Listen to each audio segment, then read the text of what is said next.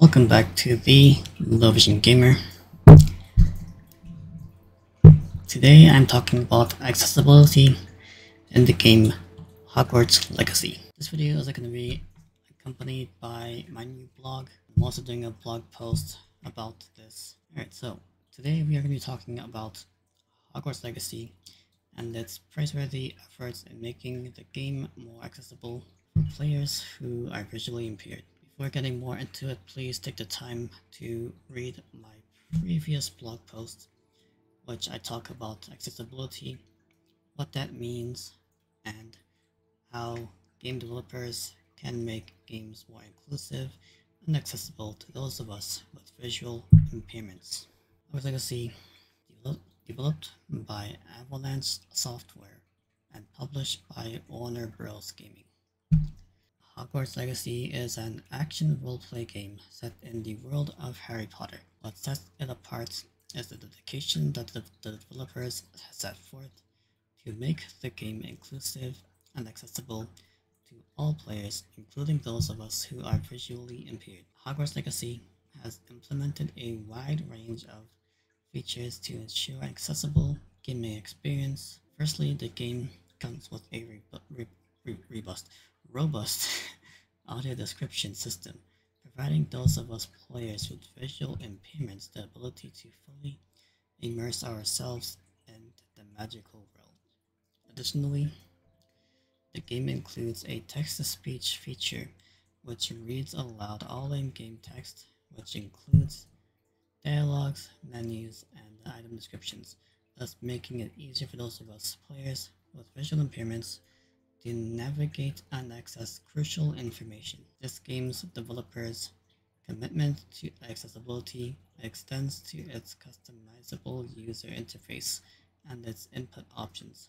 Hogwarts Legacy also offers customization options for font size, color customization, which is color contrast, which is a big deal for those of us in the visually impaired community who have trouble seeing certain colors when contrasted with other colors. Take light gray on white, for example. It's very hard to see. So what I mean by this is that if you have a white sheet of paper and you have light gray text on it, it's going to be very hard for somebody like me to be able to pick up the paper and read, even with a magnifier. The game also includes customization of its HUD layout, which allows visually impaired players to tailor the game's visual elements to their specific needs. This game also supports various input methods such as keyboard, mouse, or gamepad. Gamepad means controller, thus providing flexibility for players to choose the option that suits them the best. For example, I play with keyboard and mouse because I can remap the keys to my liking, and not all controllers have that option. These features are well done and included to make the game an enjoyable experience for all.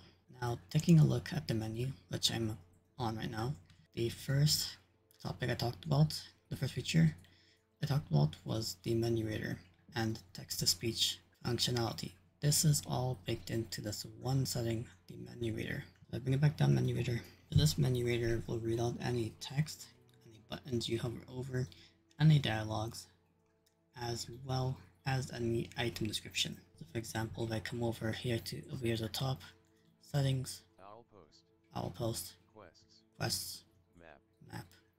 So it reads out all the buttons. Oh, and while this is on, you have two options that go along with it: the menu reader voice and the menu reader volume. These are both very straightforward. Select the voice that you like the most and select the volume you want it to be. I have mine set to 70.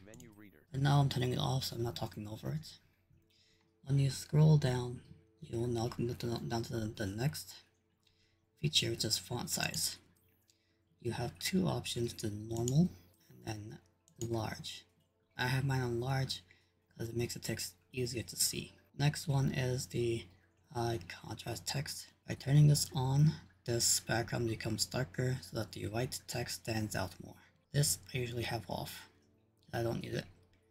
The next one is the high contrast gameplay. By turning this on, it gives the character models, different colors, so for example, your character is blue, enemies are red,